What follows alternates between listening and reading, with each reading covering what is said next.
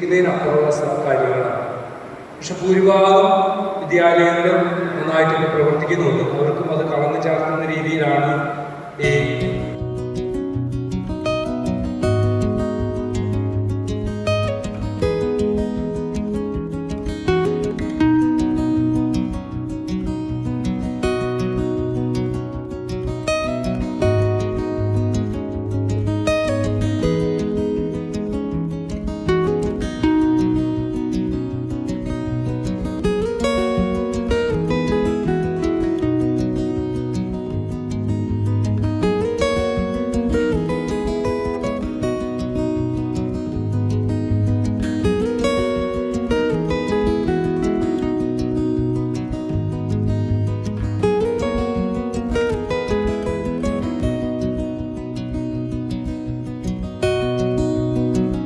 Brother ഞാനായിട്ട് പരിചയമുണ്ട്. ഞാൻ അരിമ്പൂർ ഇടവകയിൽ നിന്നാണ് ബ്രദറായിട്ട് സേവനമനുഷ്ഠിക്കാനായിട്ട് എന്നെ കൂടി സ്വീകരിച്ച് അന്ന് ഇറങ്ങി ഇനി മുതൽ പരിസരമെന്ന് പറയുന്നത് പോലെ അസംബ്ലിയെ പ്രാർത്ഥന സമയത്ത് ആയിരിക്കാം ബഹുമാനപ്പെട്ട നമ്മുടെ പ്രിൻസിപ്പാളെ സ്നേഹത്തോടു കൂടി പ്രാർത്ഥനയ്ക്കായിട്ട് ക്ഷണിക്കും.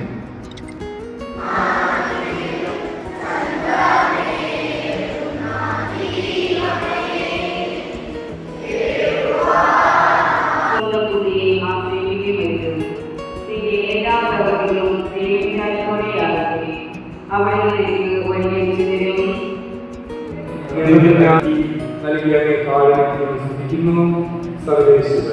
ഞങ്ങളെ കണ്ടെത്തി ഒന്നാകുമ്പോൾ മാത്രമേ എല്ലാ വിദ്യാഭ്യാസവും പൂർണ്ണതയിലെത്തൂ എന്ന് ഞങ്ങൾ തിരിച്ചറിയുന്നു.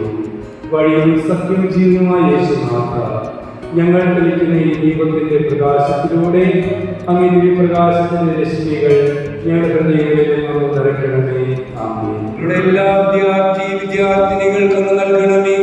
അങ്ങയിൽ നിന്നും ആശ്രയിക്കുവാനും അങ്ങേ പൂർണ്ണമായി വിശ്വസിക്കുവാനും അങ്ങേക്ക് വേണ്ടി പ്രവർത്തിച്ച് പ്രത്യാശയും സമാധാനം നിറഞ്ഞ ജീവിതം നയിക്കുവാനും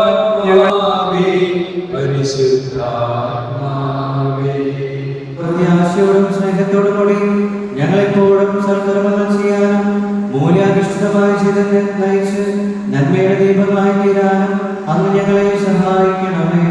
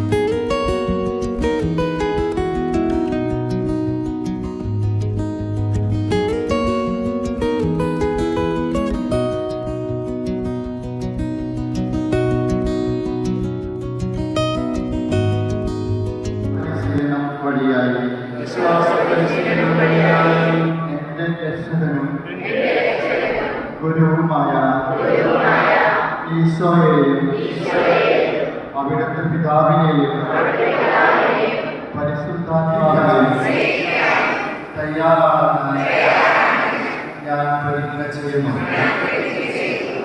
ശ്രദ്ധയോടും സ്ഥിരോത്സാഹത്തോടും കൂടെ